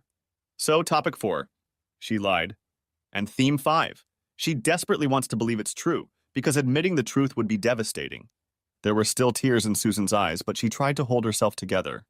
Doc sat with his mouth open. No, don't. No way. Not my type. Susan, I've never lied to you. Never. I've always told you that you've always deserved 100% honesty from me, that it would be unfair not to tell you the truth, and that you would get it, even if I knew the truth would hurt your feelings. And I told you that you would have no reason to lie to me, that I love you unconditionally, and that the truth would help us find a solution to any problem much faster. And I promised that I would help you find that solution no matter what. The car. I'm sorry. What? The day of the PTA meeting. I wrecked my car. It was your present and I felt bad. I didn't want to tell you I wrecked the car. I wanted us to take your car so I could have more time. I rehearsed my excuses for 30 minutes, but no sooner had I started explaining, you were already giggling. You knew and weren't paying attention before I even opened my mouth. That's why you were laughing. Yes, Susan. Yes, Susan. I'm really sorry about that. I should have told you that you couldn't lie to me. But you never lied anyway, so I didn't pay much attention to it. Shannon was right. I'm totally screwed, she whispered. Susan, how did a Big Mike convince you to do that? He didn't. What does Jason have? Videos, pictures? He has video. All 3 minutes of it. And why did you panic and try to find a way to get me to cheat on you? Rebecca Davis saw me leaving the hotel. We were supposed to have lunch. You were out of town, and she and I always have lunch. But I forgot, and she saw me. I knew it was a matter of time, and I knew what it would mean. 4th subject, Doc. In the books. He has it on video, Maggie. I need that video, and I want it taken care of. I'll take care of it, David. I'm serious, Maggie. I want it done soon, or you'll have a chance to test your skills as a lawyer. Because if I have to do it, I'm going to take that bastard down. I understand, David. The next day when I got home from work, there were 2 plain manila envelopes on my desk. I stared at them for a long time. Finally, after lunch, I gave up. One envelope contained Jason Smith's resignation letter and a signed 10-year non-competition agreement. The second was probably a DVD. The size and shape were appropriate. Anything else, Mr. Stevens? Yes, Miss Davis, thank you. Please take this to Human Resources and have them post a job announcement for a senior tax accountant. And destroy the contents of this envelope. I will personally destroy it, Mr. Stevens. Thank you, Becky. Okay, David, you were right. You seem to be very aware of the problems we are facing. But it's obvious that Susan regrets what she did. She's willing to work hard to repair your relationship. You obviously still love her. She is clearly completely and utterly in love with you. There's a lot to build off of. I believe that's all true, Doc. But none of it matters. Okay, so what's holding you back? What can we do to move you toward a possible reconciliation? An impossible task. I wouldn't even ask. Rhyme, for God's sake. Things were quickly going downhill. I was really going to talk to Maggie about her judgment. Who the hell certified Amanda Skinner as a therapist, and where the hell she studied? Oh, here it is? University of Notre Dame. Damn straight. Susan, what made you finally give up? I'm sorry, David. I don't understand. I'm wondering why it took you so long to give up. I don't think a slow drip like that would have been all that convincing. I'm wondering what made you change your mind. David, I don't understand. I'm sorry, Susan. What was the trick Jason Smith showed you that finally freed you from your vows? He worked for 5 years to get in on you. That's a lot of effort for any ass. Even for yours, Susan. You have to admire the asshole's tenacity. I'm wondering how he finally managed. 5 years? Oh, David, it wasn't that long. Of course it was, Susan. He came to your attention when he started volunteering for your charities. You even mentioned it to me. I even thanked your buddy for his efforts. I remember it well. Are you telling me you don't remember? I remember, David. Good. Then I want to ask you, after 5 years of Susan, you're so beautiful. Susan, we'd be so good together. Susan, you're so special. What made you change your mind? Unless, of course, you've been having fun for years. No, David, it was just one time. We only did it once. Well, yes, for 3 minutes. My mistake. So what did he do? How did he win the beautiful princess? I don't know, David. I can't remember. We're getting into deep shit with the 5th theme, Doc. Perhaps you should start paying attention. Susan, is it possible that you can't answer the question because he didn't do anything else? Yes, David. It is possible. You see, Doc? Susan has only lied to me 3 times. Pretty impressive when you're talking about a relationship like ours, but it's also the reason we're getting a divorce. Mr. Stevens, what are you talking about? Jesus, Doc. Pay attention. 3 lies. Once about the reservation. Once about the car accident. And once when she told me about one of her buddies but didn't tell me about the other. 3 lies in 15 years. I still don't understand what's holding you back, Mr. Stevens. She told the truth, Doc. That's why. Why, Susan? I don't know, David. I honestly don't know. She's not really a lesbian. You know that, don't you? What are you talking about now, Susan? I'm talking about Maggie, David. Okay, Susan. I agreed to keep seeing you because Dr. Skinner said it would be helpful, but if you insist on stabbing me with needles during every conversation, I'm going to have to stop coming to see you. I know I've done that before, David. I was just trying to get you to talk to me. Even arguing with you was better than sitting in silence. I'm not doing that now. She's in love with you. She always has been. She told the truth, Doc. That's why we're getting a divorce. Susan was in a panic. It was brutal to watch. I'd managed to keep my emotions in check as I forced myself to sit through 4 weeks of therapeutic crap. But this was real. The end? It was hard to watch, even harder to participate. Susan was devastated, and so was I. My father used to tell me, "Put it all on the table, son. Even if we can't solve the problem today, it will be better if we all know we have a problem and what the problem is, so we can start looking for a solution.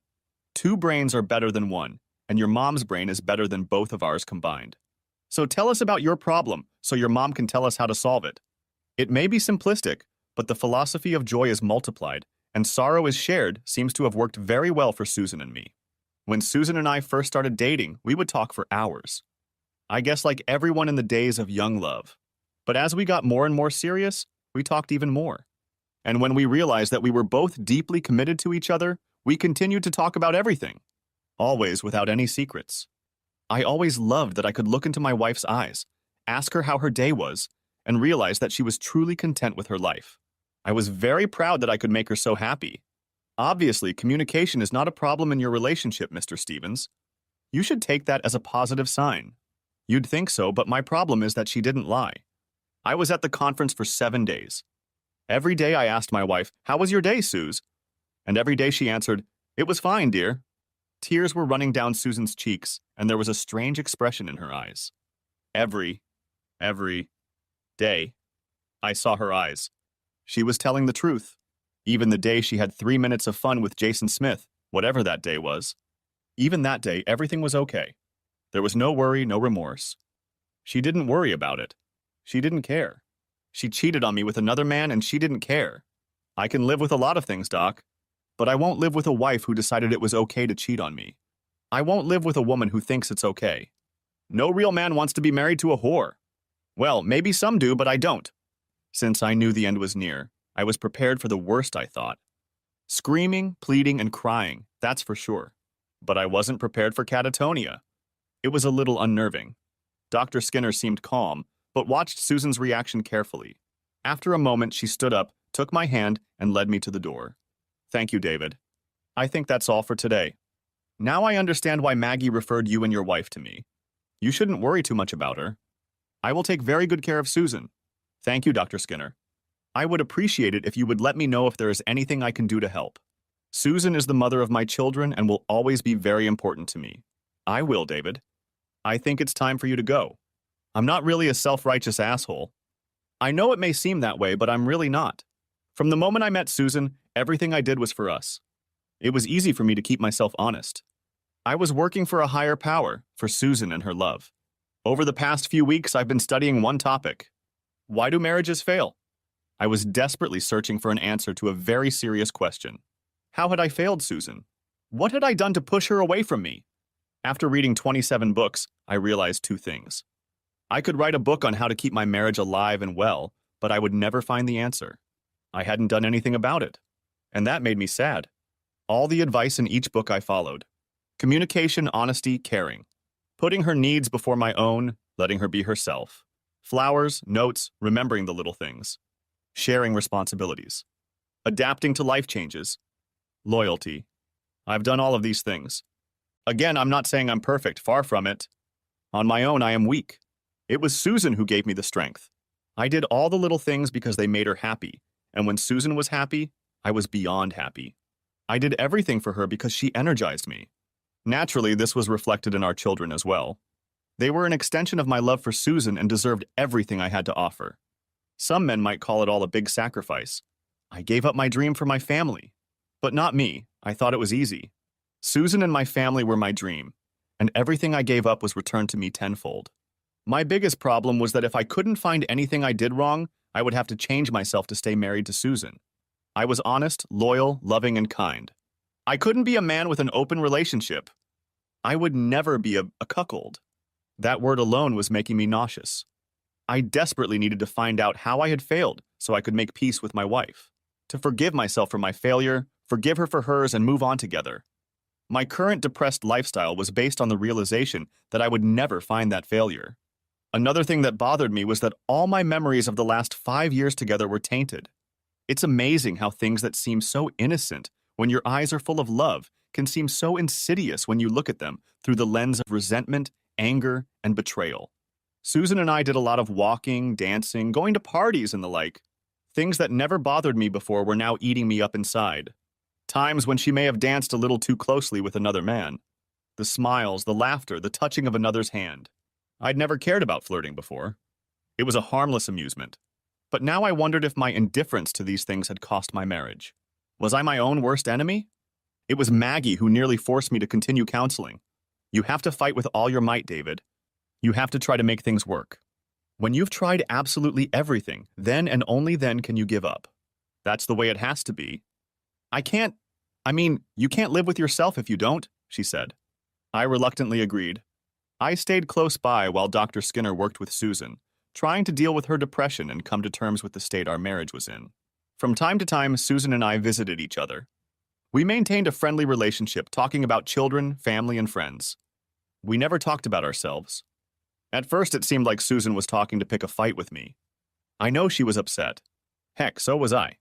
But my frustration was expressed in short answers and silence, and she didn't like it. The divorce proceedings continued, but were postponed until a final decision was made, until Maggie was satisfied that I had done everything I could. Maggie and I talked after each counseling session. She listened to me complain that I was fed up with everything and wanted it to be over. No, not today, David. You're not ready yet. And so I found myself back in Dr. Skinner's office talking about reconciliation and forgiveness. Jesus, Susan, give me something to work with. Why did you do this? Why? For God's sake, give me a reason. I was on the verge of a breakdown. It was almost too much. Everything was too perfect, David. I couldn't go on. What? I couldn't live up to the standard. I'm a human being. I have flaws. I am a woman. I have temptations. Dr. Skinner was silent. She was going to leave it at that. It was clear to me that things had been settled between them for a long time.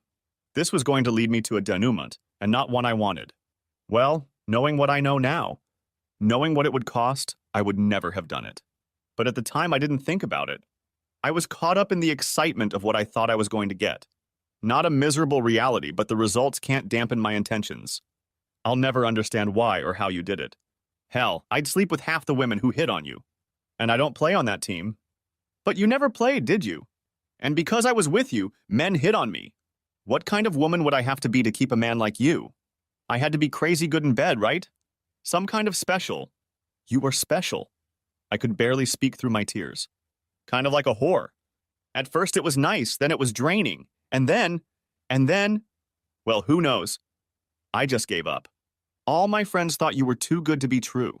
From the very first time we met. It's only gotten worse over the years.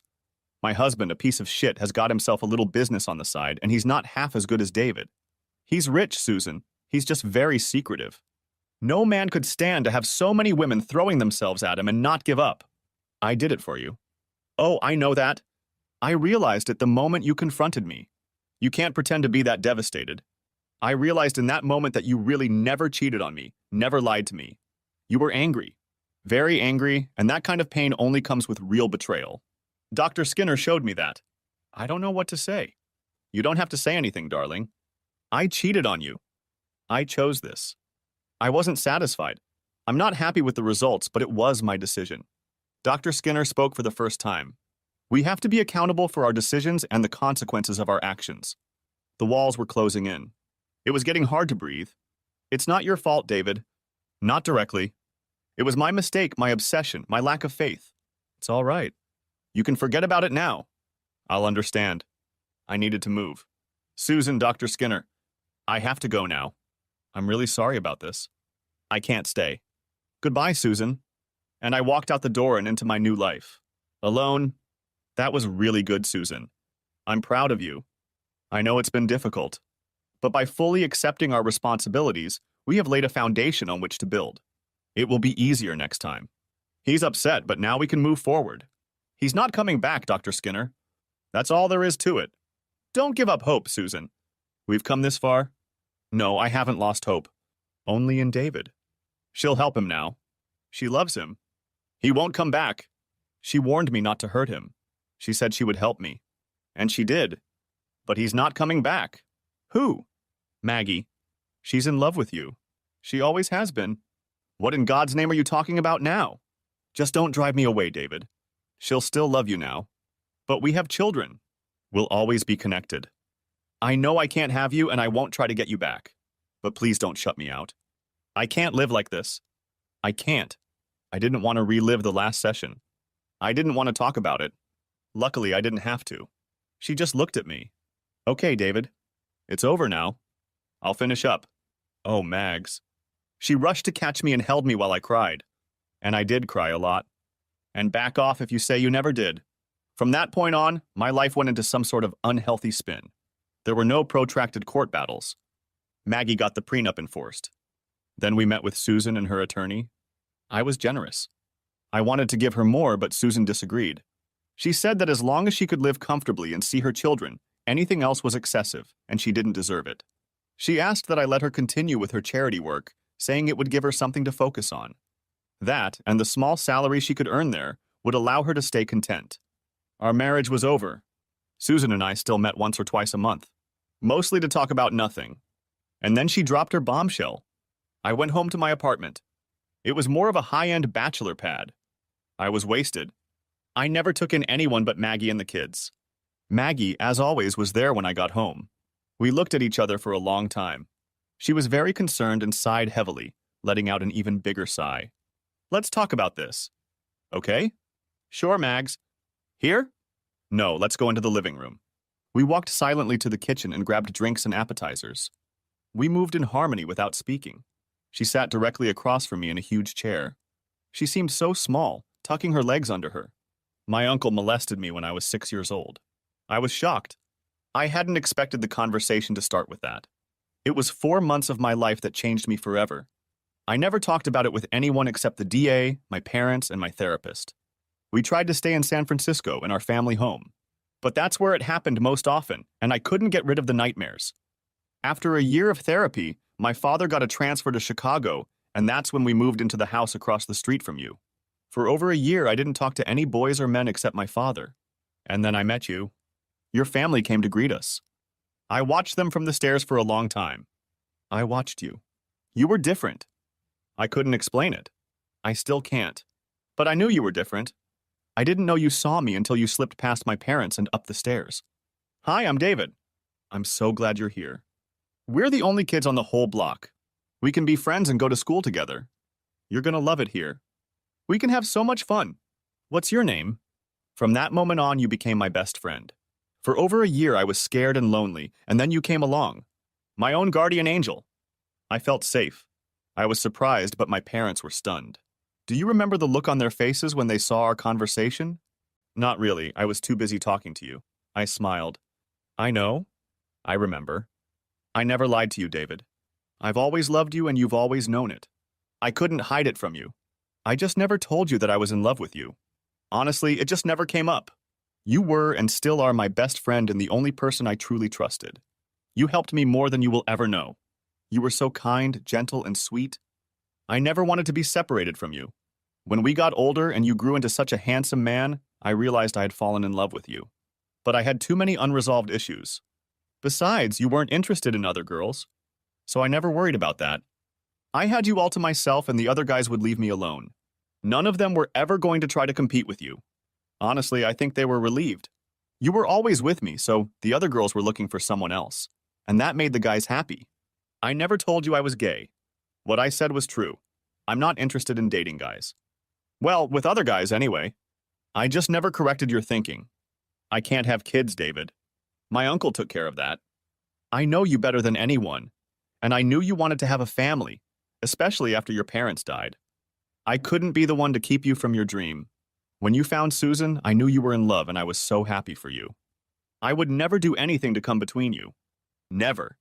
I told Susan before your wedding that I was in love with you. I also told her that she never had to worry about me and that I would help her keep you no matter what. But I also told her that if she ever hurt you and you were never together again, I would take my shot. I would wait forever without a single regret. She paused. She told you about me, didn't she? Yes, just this afternoon. I was stunned. I recognized it. Margaret Peterson was my best friend. Always had been and always would be. She loved me and I always knew it. I had always loved her and she knew it. I would do anything for her and she would do the same for me. She was breathtakingly beautiful. She waited silently for me to realize my dream. Now I have children. She fought all my attempts to end the marriage until I was convinced it could never be repaired. I accepted the divorce. She wanted me and I wanted her. Our first kiss, when we were more than friends, was truly magical. It was the culmination of years of friendship, caring, and love. It took my breath away. Shortly afterward, we went to the bedroom for the first time. That night will always be special to me. Since it was the first time for Maggie, it was as traumatic as it was loving. That's all I can say about it. I will simply say that Maggie Stevens is the most beautiful woman in the world, and I don't think anyone who has ever seen her would argue with me. Susan remains a part of our lives. She and Mags work together on many of the charities our foundation supports. She shares all the holidays with us and the children. True to her word, she has never tried to get me back, and I have never treated her any differently than as a loving mother to my children. Don't worry, I can hear your angry cries from here. My revenge was lame. I should have done more. You know, I think in the fantasy world, things always work out in the hero's favor. But in the real world, violent people go to prison. Jason is out of a job and out of a career. It was all the revenge I needed. If Susan hadn't decided to cheat on me, I wouldn't have had to worry about him. Mike was a loser, and he was still a loser. You can't make someone feel like a bigger loser if they've never been a winner. Susan, well, I love her. Always have, always will. The fact that we can't be together hurts me as much as it hurts her. Sure, Maggie's presence in my life has alleviated a lot of my problems. But she has always been there for me and always will be. Making Susan suffer more than just losing our marriage would have been impossible. It was enough. Pain is pain, and you can't focus its effects on one person and not be affected by it yourself. Better to try to move on and find as much happiness as possible. Anyway, Susan doesn't seem to be dating, but we never talked about it. For the most part, she is happy and content with her life. Every once in a while, I realize that she misses me and our life together. I know because I can see it in her eyes. Thanks for watching. I hope you enjoyed it. So subscribe to my channel and watch the next video.